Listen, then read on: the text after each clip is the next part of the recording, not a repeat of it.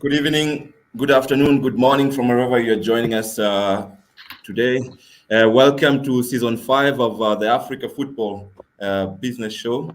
It's a great pleasure to be able to organize yet another season of this intriguing series themed Transforming Our Game. And we are really privileged today to have with us two distinguished gentlemen in the world of football, in the world of sports, to set the scene for us for this new season. And I will go ahead and introduce them. And I hope I'm going to do their bios justice. So with us first, we have David Goldblatt. You may need no real introduction, but I'll go ahead. David Goldblatt is a writer, broadcaster, and academic. In 2006, he published The Ball is Round, A Global History of Football.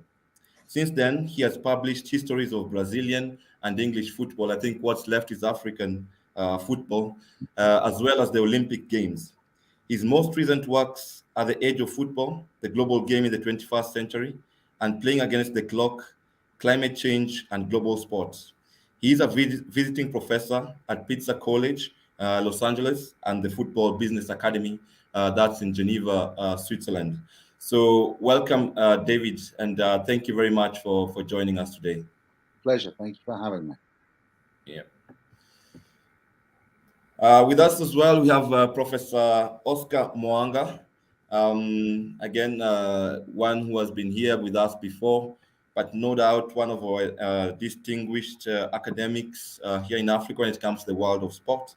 For introduction, Professor Mwaanga is the chairman and founder of the Zambian Institute of Sport and program director of the International Sport Management Program at University of London.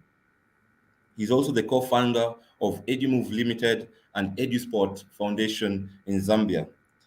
He's a visiting scholar and fellow at University of Tsukuba, Japan, World Academy of Sport in Australia, and Pan-Africa University in Nigeria. Oscar is recognized as one of the 21st century global leaders of the Sport for Development movement. In addition, he has mentored many sports leaders in Zambia and around the world, and he was the first Zambian to achieve a doctorate in the world of sport. Thank you very much, Oscar, for joining us today. It's an honor to have you here with us, and we look forward to a great discussion. Thank you. Um, Thank you for having me, Brian. Thank you for. Probably, if something there's something you want to add in your intros, bios, David, Oscar, go ahead. I think that's more than enough about me. The Super. same for me. Let's just get on to this interesting conversation that you've given us a privilege to be part of, Brian, and thank you for that opportunity. Excellent. So we'll dig right into it. I know it's almost a month since we celebrated the final of AFCON 2022, and so much has happened in the world since then. I mean, it seems like a distant memory now since we had Senegal lift the trophy. But yeah, what was your experience of this tournament? How did you experience the AFCON? We'll start with you, David. I think the biggest thing for me watching AFCON was how nice it was to have an AFCON with really big crowds, even for games that didn't involve the host and some of the sort of smaller games.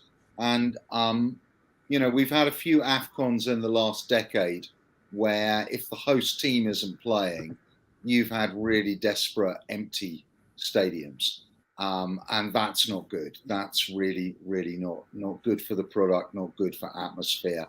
And it was great in Cameroon to see some really full stadiums, and a real kind of, it seems, a culture of going to the football persists in Cameroon, and there was some great music along the way as well. So that was really nice.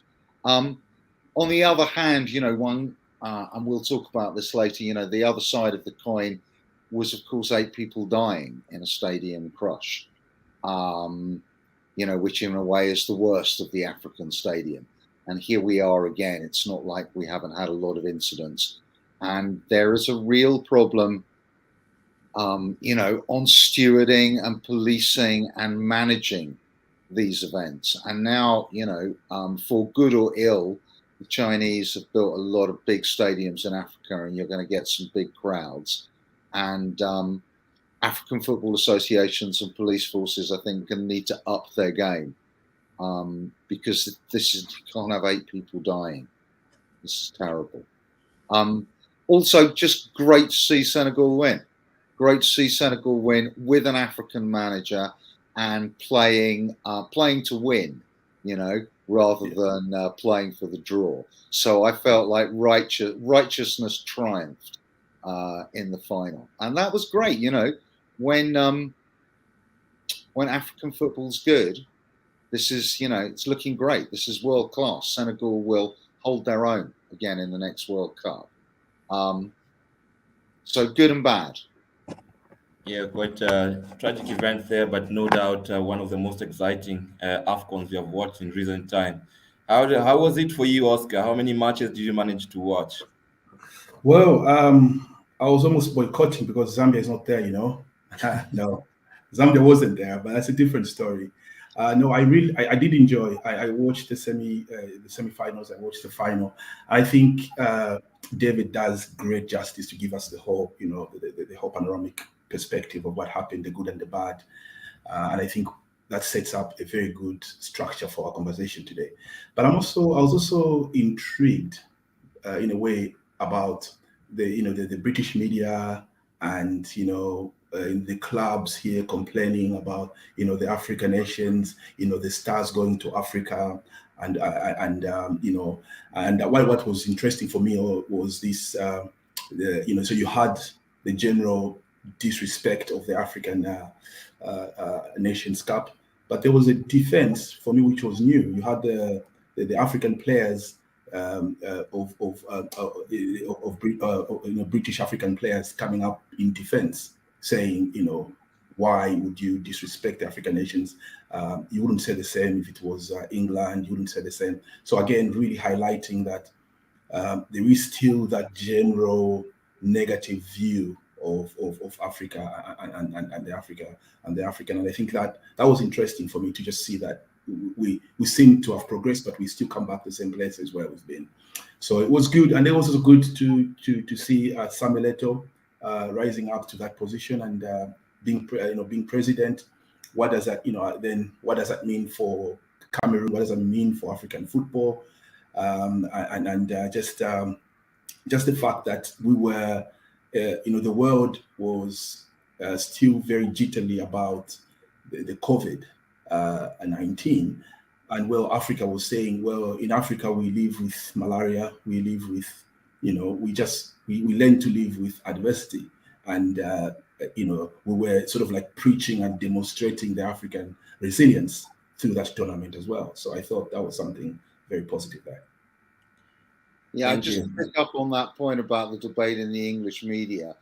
I thought it was interesting that Ian Wright was so forceful in his defence of the African Cup of Nations and called a lot of people out.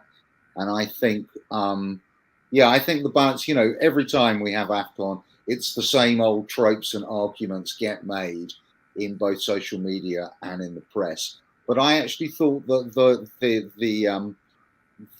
the backlash against that, as you say, from African players, but also from British players and writers, was much more noticeable this time, and kind of quashed it to a certain extent. Yeah, we'll stay with you. We'll stay with you, David. And many of course, you've expressed the positive experience of these tournaments. Many have hailed it as having ushered in a new era in African football. Indeed, an air of optimism hangs around the future of football on the continent. Again, having organized this under very, very difficult circumstances with COVID, I think Cameroon was struggling to get the infrastructure in place. But at some point, we had to say, no, we are going ahead with this. I think Eto's voice, as Dr. Mwaanga points out, was very strong in making sure we have this AFCON take place. But now, going forward, how can the continent leverage on the success of this particular tournament to build better for the future? For me, as an outsider looking in, it seems to me that the culture of match going, the atmosphere of the stadium that we saw at AFCON, and of course, one has seen so many times in Africa, that's what needs to be worked on. In terms of the sustainability of football clubs economically and their, social potential, you need people to come to the stadium. Numbers have been falling, as we know, for many years in competition with cable and satellite television in European football. Poor work by many football clubs, sometimes dilapidated stadiums without services. There are all sorts of complaints, and we can discuss what the root of the problem is. But I think tackling that is going to be, that's the big lesson to be learned. I mean, I think there's something to be said. I don't know for sure, you might know the geography better, but I think the location of stadiums and access to public transport has been much better in Cameroon.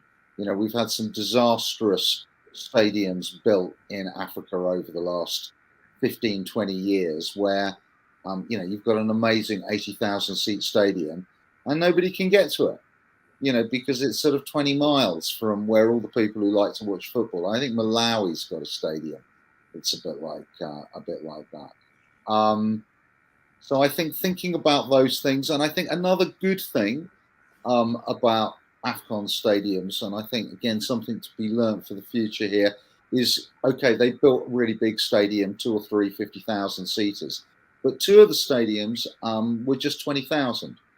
And that seems to be a much more sensible size right now for new stadiums in Africa. Like, don't need any more 80,000 seat stadiums, with terrible running tracks, intimate, small, sustainable, cheap to run stadiums. So I think there's something to be learnt. There. And encourage people to bring music to the stadium. is what I would say. It's like, really, this is like Africa's really, this is the trump card, compared to the music that I'm hearing in a lot of stadiums around the world. So encourage this, nurture this. I mean, this is a problem globally in football about over-policing of football fans. But I think there's something to be learned from Cameroon from this event on this occasion. Yeah, still staying with you, David, and again in Cameroon, something you've already mentioned, the tragedy we had at the Olembe Stadium, losing 8 lives. Really, this is something that should be taken with the seriousness it deserves. And I remember when we first hosted you on this show, this is something you mentioned, the design of our infrastructure, the accessibility of this infrastructure, and crowd management. Um, so this was way back in July 2020 when you talked about this, and now this is 2022 that this is happening, really exposing some long-standing issues especially in the governance of football in Africa and other facets. The way the issue was handled up to now, there is not really anybody who is being held accountable for this incident. We know that the stakeholders, CAF, the government of Cameroon, they've taken what they call shared responsibility. But really, when it comes to accountability and what do we do going forward, how do we address these long-standing challenges? What do you think? Or why is this? Why do these issues persist in African football and even globally?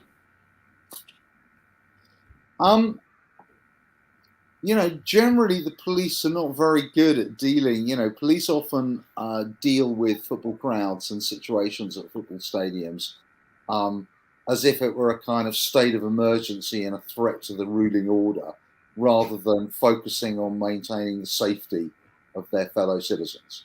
And I think there is partly, and that is not just Africa. I mean, I would say prior to the Hillsborough disaster, that was increasingly how the police viewed football crowds in England, is that they looked at football crowds and didn't think, fellow citizens whose safety we need to ensure. Their first thought is, these people are trouble. And I think, you need some pretty major culture change inside, all of the kind of security agencies that are responsible for crowd safety. I mean, institutionally, how this actually works in Africa and in different countries, I don't know, whether, what the level of planning, whether you've got safety officers. I mean, I would have thought, CAF would have been quite strict in laying down minimum requirements for these things. As ever, are those actually being met? I mean, somebody who's closer to it would probably be able to answer better than me. But I think that attitude is really important. And I also think my sense is that, people are still not quite used to handling 60,000 crowds, these sort of huge crowds under kind of modern ticketing conditions. So there's a lot of learning to be done. One would hope CAF could kind of lead the way in that, because that's something, that across the continent, there's something to be, everybody has something to learn. Bringing you on, Oscar. I mean, David talks about sustainability and capacity building in Africa. This has not happened for a long time, despite us always talking about improving the management of the sport, improving the governance of the sport. What is really holding the continent back, in your opinion, Oscar? Yeah, thank you so much, Abraham, for the opportunity to engage on this forum. I want to just draw you into a different perspective in the way we look at the African question, and I want to suggest that we start to look at the problems and the opportunities and the challenges that Africa faces from what has been suggested as a systems thinking perspective, where we take a holistic analysis to the problem, where we focus on the constituent parts and how they relate and how that sits into a wider system. So, for instance, we look at what's going on in Cameroon in terms of the safety of what happened there. Then we have to ask the question, what other systems in Africa can be compared to football in terms of infrastructure? Now, in my country, my native country, Zambia, the roads are dangerous. We just can't get it right with the roads. Okay, so a systems analysis to actually get to as a solution allows us to start to compare what happens in football and what happens in other sectors, and then maybe we start moving towards what David said. Is this a cultural problem here? All right, maybe it is, but then we think of other things that have produced Africa over time. Where we find ourselves today, the narrative that we know about Africa is not written by Africa. Africa is not responsible for its knowledge development. So I believe there's a consciousness in Africa that says, well, things will happen. It's going to be safe for the 60,000 people, but we are not going to take the responsibility. We don't seem, at least from the Zambian perspective, we don't seem to have this education system that produces problem solvers. We don't seem to have a mindset that says, I'm responsible, I'm the police in charge of Cameroon, Yaoundé, and I'm not going to have this on my clock. And I'm going to be responsible for these lives. So I think that there are certain systemic problems that we face in Africa, and partly, because we are still dealing with with this system of neo-colonialism.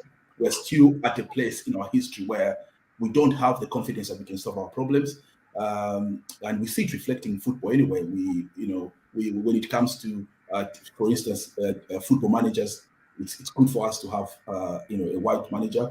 Somehow the solution lies there. When we go to school, the books we read are written by middle-class white males. When we go to church, our God, our Jesus is white. So you seem to see around us systems that confirm that we are second and we won't take responsibility of our situation. So that's a very gloomy picture. But again, within Africa, you have places like Rwanda. Within Africa, we've had experiences in South Africa where tournaments have been held and we didn't have such disasters happening over there. So it's mixed. But I think my suggestion is that we start to look at this from a very systems perspective. We compare what's happening in football. We look at the parts, how they relate, and we look at and systems outside of football to try and generate some understanding of what is going on. Very interesting there, Oscar, talking about systems thinking and the need for us to also look at what is surrounding our football ecosystem in this case. But just bring us back again to this sports space or football space. Some of these systems that you're alluding to, for example, or frameworks, are things like what you call the sporting pyramid or the autonomy of sport. Some frameworks that were designed in the early part of which is it the 19th, the 20th century, which have proved to be inadequate, especially when it comes to sports, football on the Africa continent. Are you saying it's time for us to do away with these systems? And if this is the case, how does Africa create its own systems, strengthen its own systems to integrate to these global frameworks? Great question. The starting point is who is researching about Africa? And again, I'll take you outside football and I'll give you an example that is maybe sitting in health. We had the AIDS epidemic. Did we create our vaccines? Did we research about our diseases? No, we didn't. The problem was solved by people outside. We have our scientists, but scientists outside Africa came with the solutions. They was brought to us, but we have the potential. We are always this child that has potential but never actualizes the potential. So then we came to COVID. Still, the vaccines we got were because some people somewhere were kind. And then we got disappointed that we're not kind enough because they took care of their people. So our institutions need to have a total paradigm shift. We need to start saying, we are the ones we are waiting for. No one is coming. And if no one is coming to our aid, no one is coming to our rescue, our institutions have to step up to start to do things in a different way. We need to start exercising the God-given right to be the drivers of that vehicle that takes us to our destiny. Are we doing our own research? Not just in major fields like medicine, but even in football. If we are doing our own research, are we starting to sit in that place of saying we are the subject, not just the object of the research or the knowledge development process? So a lot of things have to start changing in places that are not football. So disciplines in academia are still operating in silos. That means they are not speaking to each other, and that COVID exposed us. COVID said, disciplines, you need to start knowing what the scientists in medicine are doing, what the people in economy and in culture are doing. Now, when that happens in football, hopefully what we're going to see is that people start researching football and asking questions: is this governance of football relevant for Africa? Does it really answer the questions of our concern? We have agriculture communities. What time should they be playing football? Should they be playing football in the rain season or the growing season, or should they be playing football at a particular time? So, unfortunately, these questions are still not asked in Africa. They're decided outside Africa, and they're just brought to Africa, and we're happy with that. But unfortunately, that is just because we have become part of reproducing our own colonization or neo-colonization, and in that context, for me, it will be very difficult to come out. It will be very difficult to come out. So, but there is hope when we start looking to places like India, for instance. The Indians had the same colonization, historical colonization as we did. But if you look maybe at the story of the Indian Premier, the Cricket Premier League, 2019, I think the brand value was 3.6 billion US dollars. That league in 2015 contributed 150 million US dollars to the GDP of India. But who owns that brand? It was a conglomerate, an Indian conglomerate that was outside cricket, that saw the value in cricket. They saw the population in India and how cricket is almost like a religion. They did their calculation. They thought they're going to invest. If Africa starts to develop a new way of seeing things using these systems analysis, like how are these parts relating to each other? The people in mining, maybe who are beginning to open up new entrepreneurial opportunities, do they see football as something they can invest in? And if they see football as something they can invest in, they're going to ask different questions. We want it to be in this way for us to put in our money. All right. So if we open up football to see other cultural, economic activities in Africa. I'll give you an example of music industry in Africa. Kenyans are listening to Nigerian music now. Nigerians are listening to Tanzanian music. This has not happened in many years. African Americans are collaborating with Nigerians to play fantastic music. I don't think it's because African Americans are nice. They see the market, they see the value. What I'm hoping is that these people who are in music, who are becoming the new millionaires, will start to see football as a place they could invest. And if they do that, they're going to put some demands to football. And hopefully that's going to challenge FIFA, because there will be other players in the space.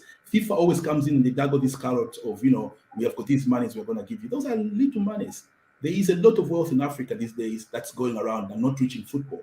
And it's just about opening up these silos, opening up the football space so that it begins to see what's going on in other places as well. So for me, we need to decolonize football. Full stop. That's what I think we need to do. Interesting take. I will bring in David, because you talk about Africa not having invested in understanding its own ecosystem, its own football ecosystem. I think David is one of the people who have done justice when it comes to researching football and how it has developed. For anyone who has not had a chance to read The Ball is Round, a global history of football, I would really recommend this book for anyone who wants to understand the history of football. And David, just to bring you in, you have studied how football has developed, how these global governance structures has developed, FIFA, and how they deal with their member associations, and how they deal with governments, national governments. Here, Oscar is saying these institutions might not be relevant to the current situation that we have where we find sport football has really been commercialized. What do you make of this, David? I mean, at the moment, FIFA's the only game in town, and they do have a monopoly on global international football. I'm not sure that African football, it's the first, getting a better deal inside FIFA would perhaps be the first strategy. And I feel like Africa has lost some ground inside FIFA. I mean, Hayatu, whatever one thinks of him, at his peak was a real player inside the FIFA Executive Committee. And certainly a number of decisions that FIFA took through the 80s and 90s that benefited Africa in terms of the allocations of youth tournaments and committee memberships and so on. He did well. And I think Africa has lost ground to Asia in the sort of global politics of FIFA. So there's something to be thought about there. And the recent kind of relationship between FIFA and CAF has not been a happy one, to say the least. I thought it was really interesting to hear Oscar talk about Africa's new rich and whether they might invest in African football. And I think that's, you're seeing some of that in South Africa, where, rich folks of various kinds, TV stars, will turn their money to football occasionally. But in much of Africa, you're going to have to disengage clubs from the state to do that. Private ownership in many places is very, very limited. I mean, in Nigeria, most obviously, nearly every football club of any weight is basically owned by the regional governments, the state governments, who are kind of like the last people really that you want to be in charge of your football club. I wonder, and I'd be interested to know what Oscar thinks of this. I wonder whether many of those newly wealthy and influential Africans, though, would much rather be buying a European club. Dangote, the concrete mogul in Nigeria. I mean, he could buy the entire Nigerian league, I would think, if he wanted, but he really wants to buy Arsenal. So, and I sense, I think that's true also of the guy in Ethiopia. The super oligarch in Ethiopia wants to buy, I can't remember his name, forgive me, wants to buy Arsenal. So I wonder what needs to happen to domestic football, and I guess, the football associations and the football leagues of Africa, to make it more exciting to invest in for these folks, rather than, trying to squeeze into European football at some level. I think there's going to have to be, like you say, people invest when they think there's something worth investing in. And I wonder what the preconditions of that are. I mean, I think it's a really interesting strategy. And, it wouldn't at this stage require, it doesn't require an Abramovich to transform a club in Africa. We're not talking about that kind of money. I just wonder what might entice people in, Oscar. Well, you are much more the football researcher, David, than I am, but I'll attempt to give a response to that. My thinking goes back to this idea of systems analysis. If we look at football as an ecosystem, the questions we are supposed to be asking is what conditions in that ecosystem will facilitate, sort of like a disruption for something to happen, and how do we begin to study that ecosystem so we can know how to leverage, in this ecosystem. And then I like what you say. We might not be talking about maybe major investment at Abramovich kind of a level, but the different levels in African football. There are community entrepreneurs that might want to support a football academy. So I think we need to really look at this ecosystem in a very critical and very in-depth manner, and then look at other ecosystems that are at play and how these interact. and then we can maybe start to think of where can football have a chance in the African space. FIFA is not the structuring of FIFA right now is like what you expect big international organizations to be. They like things to stay normal, things to stay steady. They don't like disruption. But what's happening in some of the industries in Africa is this break away from the norm. And then new possibilities are emerging because they're breaking out from the norm. So is FIFA going to allow for that? I don't know. But I think it depends sort of what you're imagining. What would the break from which norms be? I mean, yeah.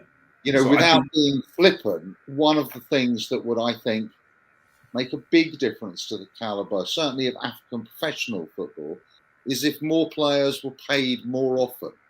Not even more money, just like so many African players are working without contract, under pretty bad working conditions, no security, and regularly not getting paid.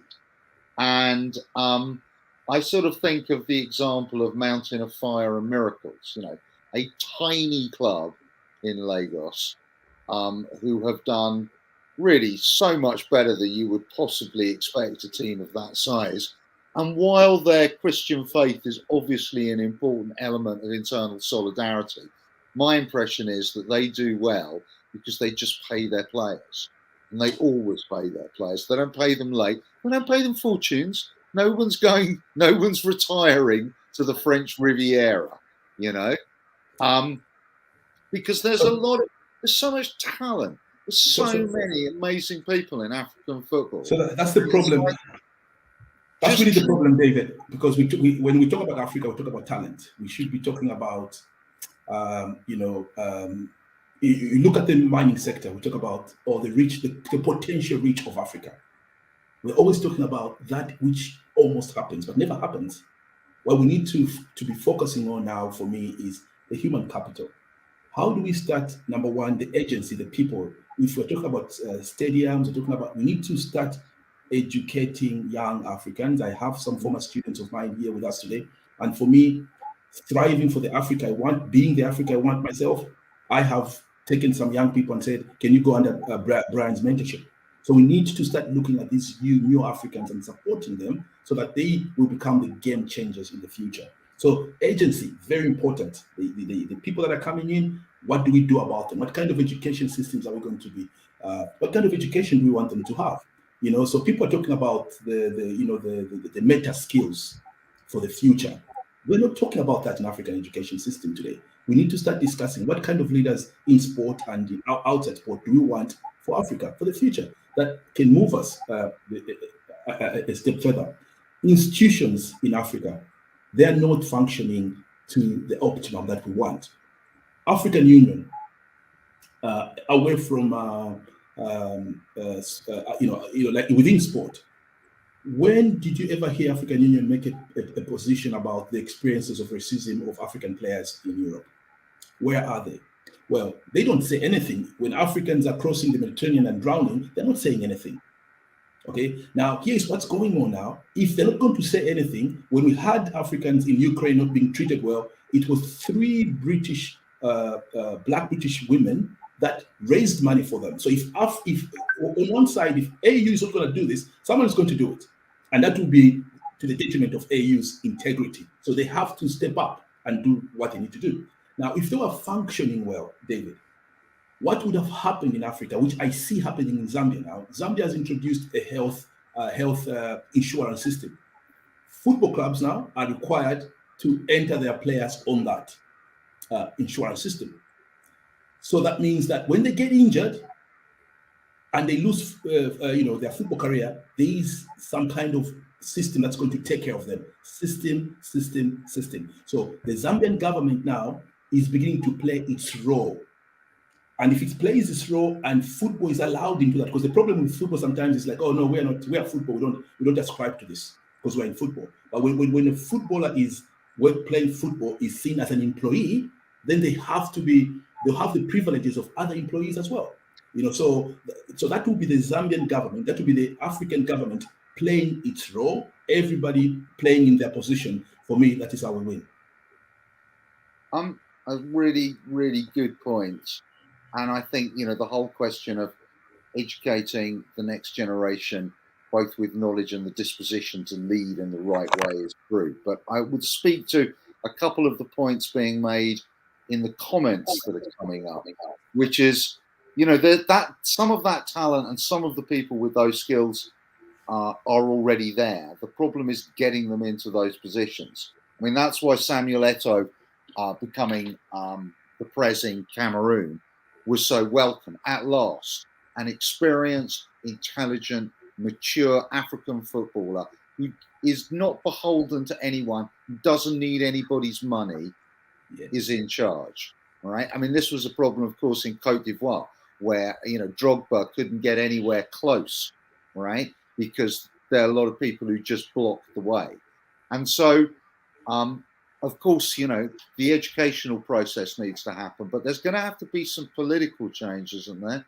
There's a lot of, the people who are in at the moment need to be removed. And it did strike me, I don't know what you made of it, Brian and Oscar, the moment at the end of AFCON where, Biya, President Biya, is too old or too proud to come out onto the pitch to present the trophy, and they have to go to him to receive the trophy. It's quite an odd way of, but of course I understand they're in Biya, it's Cameroon, so those are the rules, right? But it does sort of say, this old man who's been in charge for 40 years and won't let go, there's a lot of that. And I just wonder your thoughts on how does one tackle that? Okay, just to come in a bit and bring the conversation around football. Of course, we have these the political elements that surround our sports and everything. But I'm also looking at it, for example, in what we have in the situation we have in Zimbabwe at the moment, as well as Kenya, where their governments have taken steps to remove what they think are these bad leaders. Of course, we are not here to judge and pass a sentence, but FIFA comes in and bans the two countries, and yeah, this is the kind of change we are looking for. For example, Zimbabwe had a very strong case for removing the current leadership within the federation. But look what happens to their country. They get banned from international football. And this time they have taken a stand. They said, yes, we're okay being outside of international football, but we'll continue to do football within our country until such a time that we have good leadership within the federation. Oscar, go ahead and maybe you can merge the points. Okay, so before I come to that point, I just want to pick up on what David said about what happens when you already have talent and that talent is not allowed to come in. So what we need to understand about systems also is that some systems are there to maintain the status quo. So when you have the top FIFA guys, for them to be up there, you need some guys at federation level to do some things for them to stay up there. So one of the things they have to do is not to bring in qualified people. So when we start getting to break these walls and getting new people in there, then we might just start to see some changes. But the way things are with FIFA, sometimes they don't allow that. They want to have their own FIFA masters. They want to have their own FIFA court. They want to have a world within the world, which is not accountable to the country where it operates. So you have 22 men chasing an oval object, which is very costly for them to engage in. So football is really expensive, and if that money comes from Zimbabwean taxpayer, the Zimbabwean must have a say. All right, and that case must be heard. So if FIFA doesn't want that, then FIFA should fund football throughout, because Zimbabwe needs money for health, Zimbabwe needs money for education. Zimbabweans have interest in football. Zimbabweans must have a say in football. So this model that FIFA has is the one for me that needs to be changed. Now, I'll suggest something here, because sometimes when we respond with emotion, Zimbabwe has responded with a letter, they're not happy. Sometimes we need to counter systems with systems. I'll give an example which is not directly related to this. If there was a requirement by law, say in Zimbabwe or in Zambia or in Kenya, that said you are required to, as long as there's taxpayer money involved, you are required to submit the returns to the government or to the institutions in that country. If any institution fails to do that, they're answerable. Now that doesn't exist. So the football money is not that accountable, even in Kenya, even in Zambia at the moment. It's just taken there. So I think we need systems in those countries that are able to say everything in this country, education, health, football, anything that uses taxpayer money is answerable to the people. Number one, we need to shift completely to a place where we start engaging FIFA in a different conversation about human rights. These players have rights. So if Zimbabwe, for instance, says players leaving Zimbabwe must be 21 years old, they must have finished their education, all levels, before they leave Zimbabwe. That's a law in Zimbabwe. As an example, what would that mean?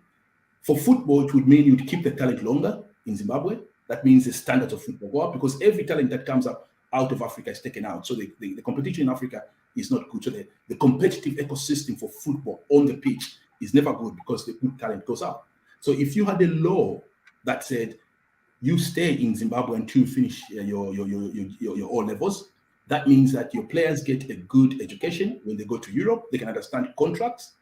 In the end, you are benefiting the competition of football in that country. So I think that when we start thinking about systems as opposed to just emotional reactions, Zimbabwe writes a letter. This has been happening. Zambia was suspended at some point. Many countries have been suspended, but nothing has really changed. So we need to start to think, our intellectuals need to start to think about how can we respond to this in a systematic way. Your take on this, David? I think you mentioned earlier in the show that Africa needs to negotiate within FIFA because currently FIFA has the monopoly, which is true. But how can we change these? How can we change this conversation? How can we rewire the relationship? There's a real governance problem here because, without commenting, as you say, on the rights and wrongs of individual cases, clearly in Kenya, there has been a problem with corruption and thievery going on in the Kenyan Football Federation. And the Kenyan government, one would have thought are totally within their rights to this needs to stop. I would say if FIFA want to maintain the fiction, and it is a fiction, that there should be no government interference in football associations, which when you think, how come you didn't suspend Russia sometime in the last 5 or 6 years, where absolutely everybody who has any significant power inside the Russian Football Federation is of course intimately linked, to the politics of the Kremlin and only is there by fiat of the Kremlin.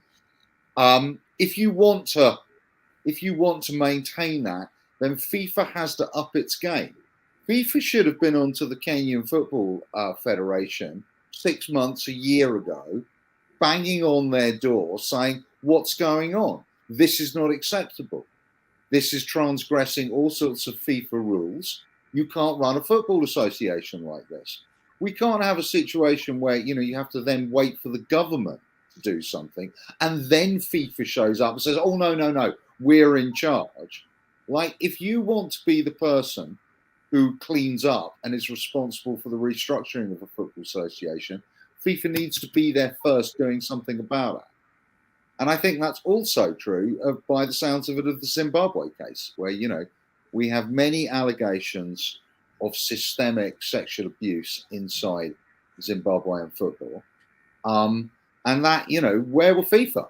Where have FIFA been? It takes, the Zimbabwean government has to initiate the process. So I think FIFA needs to rethink actually on this. And if it is going to continue to insist and wield power, because of course excluding Kenya and Zimbabwe from world football is a significant sanction, then they have to do a lot better in being there first. Yeah, thank you, David. Just to divert a little bit, FIFA, yeah, apart from these cases currently in Kenya and Zimbabwe, FIFA have also taken a keen interest in Africa in terms of helping the continent to develop its competitions, especially in light of all this commercialization talk.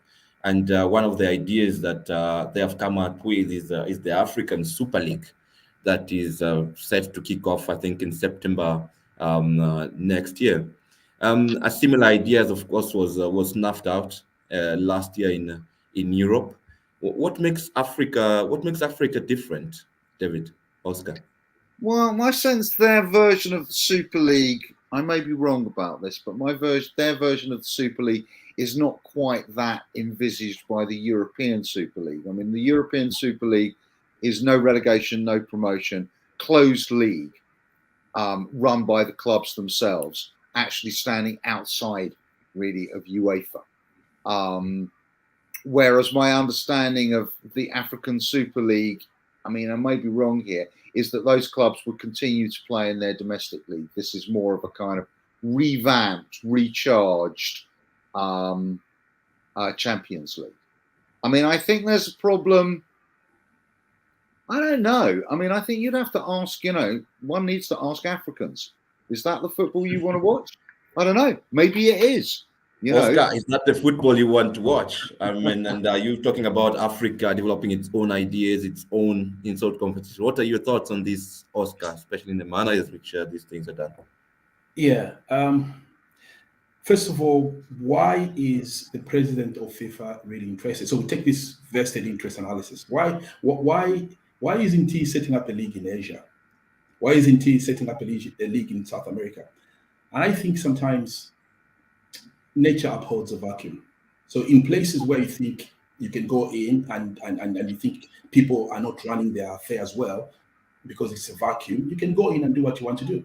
And I think when we get to a place where Africa is controlling its destiny, not just in sport, but in other areas, these things will not happen to Africa. Because I always have a skepticism about, is FIFA really interested in developing the African game? Who should be the primary driver of the African game? It should be the Africans, and then FIFA should be a collaborating partner. Now, to me, FIFA is sitting right in the driver's seat, and this is not happening anywhere else. Another example is FIFA had proposed a program for schools. The one they are running, Brian, you're probably more informed about that. So they're trying to run a program in schools, and I came across that documentation, and it bothered me because I don't see UEFA or FIFA going into English schools. The schools are a place that is sacred for your people because that is where you're building the values of your people. FIFA wants to go there. Why doesn't FIFA want to go to teacher training, train the teachers so the teachers themselves go to their children? Because the setup is that somebody needs to go to those children and not an outsider. So for me, there is a lot of situations there where you have the cat in front of the oxen, and I don't think this is going to move too far. So we need to start questioning what is what institutions are going to protect Africa's interest when that league happens. In India, the profits, maybe a certain percentage of profits must stay in India because India has learned to be more competitive on the global market space. So when you have any players from Europe playing, from England playing in the England Cricket League, some money has to stay in India because it's a law. So India protects that. Is Africa ready and competent to protect that when this league starts to thrive? So I don't know, but I think that I'll be more comfortable if CAF was the one leading this process. If CAF was sitting down and finding out how do we generate a league that is going to meet Africa's interests, that would be more interesting for me. Very interesting question there.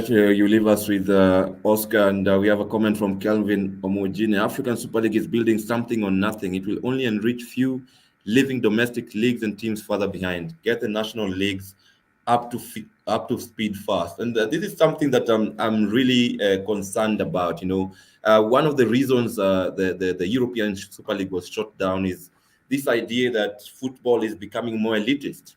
And in Africa, for example, we cannot afford that, since we still have very many people at the bottom, and we need a system that can ensure we bring as many people as possible up. Perhaps the African Foot Super League is that, because it will generate more resources, but we need probably more information around this, and yeah, more figures, so that we understand how things are moving. Yeah, thank you very much to our panelists today. As we draw to our close, it's really been a good conversation, a good start to season 5 of the Africa Football Business Show. And we have a special announcement for those who have joined us today. I will just get the announcement ready. Give me.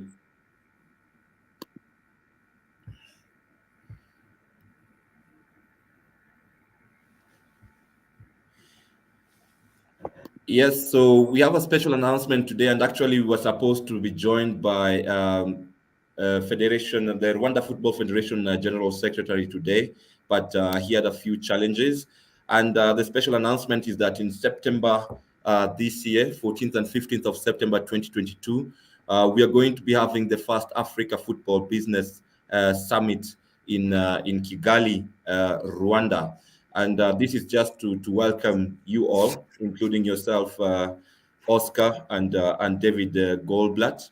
We actually have a message from the General Secretary of Fédération Rwandaise de Football Association, which I'm going to read out to you as we come to an end of this show. So he says, the Africa Football Business Summit is a game-changing initiative regarding football business perspective on the continent. The event aligns well with Rwanda's sports policy to promote the country as a sports tourism destination. For that reason, as a national football governing body, we feel responsible for playing our role in the football development initiatives, not only in Rwanda, but also globally, especially in Africa, while also showcasing our country as a sports tourism destination. We are looking forward to working with the Football Foundation for Africa throughout the successful staging of this event, as well as welcoming the global football community to our beautiful Rwanda. So that's the message from GS Ferwafa, Mr. Henry Muhire. Really exciting times for the Football Foundation for Africa. This is going to be the inaugural Africa Football Business Summit, where we hope to start creating the networks, making the conversations that will push African football to the next level. And at that point, I would like to welcome you both to make your concluding remarks. We have 1 minute to the hour mark, and I will start with you, David, please. I mean, just to sort of start where I finish where I began. Africa has a rich football culture, and it's best expressed in the stadium. And that is also not just of cultural value, but of great economic value. I mean, one thing we've learned from the Premier League is that part of what people are buying is they're buying atmosphere and story, and energy and passion.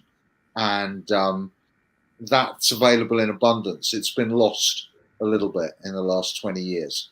And AFCON did a little bit to, bring us back to that. So more of that, please. Thank you. Oscar? Yeah, so my closing remarks, really, like David, it's where I started. We need to take a different perspective, a systems analysis in the way we look at problems in Africa. We need to start to question differently about what we see. And I'm really hoping that football opens up to involve other sectors. So we have new players giving new insight into the football space. The story that David is talking about is an amazing story, but we need to make it an African story. The African must capture the narrative. We need to flip the script. So that script is written by us, and others read what we write about us and our development and everything else. So I think it's important that we start sitting that destiny to drive our own vehicle, and others will join us. And having said that, Brian, congratulations. Football Foundation working with Rwandese government and the Rwandese Football Association. That's excellent. That is exactly what we're talking about. it's Africa showing so that the Rwandese have seen value in you, and then trust me, other Africans will see value in that. So if we see value in one another, if we see value in the space in Africa, the outsiders will see the value as well. Thank you. Thank you very much, Oscar, for ending it for us on such a optimistic note. Again, September 14th and 15th, 2022, we're going to have the inaugural Africa Football Business Summit in Kigali, Rwanda. At the Football Foundation for Africa, we would also like to thank our brothers at Ferwafa for agreeing to host this pivotal event. Indeed, there is a lot of conversations to be had, and we need to get together to do this. And even more important is to action our conversation. And with that, we come to an end of this season premiere. Thank you very much, David Goldblatt. It's always a pleasure to see you. I know I'm one of your biggest students. Hopefully, I'll be one of your best. And of course, Professor Mwaanga. I hope I can still be under you as one of your mentees as you continue to mentor the next leaders in African sports and indeed globally. So thank you very much as well to our esteemed viewers for taking the time to be with us today. We'll have our next session in 2 weeks. The details will be communicated on our social media channels as well as on our website. So follow us on Twitter. Also subscribe to our YouTube channel for those who are following us today through YouTube. We are on Facebook, LinkedIn, as well as Instagram. We look forward to seeing you again soon. Thank you very, very much for joining us today, and have a nice evening, have a nice day, have a nice afternoon, wherever you are. Thank you. Thank you very much. Thank you. Thank you.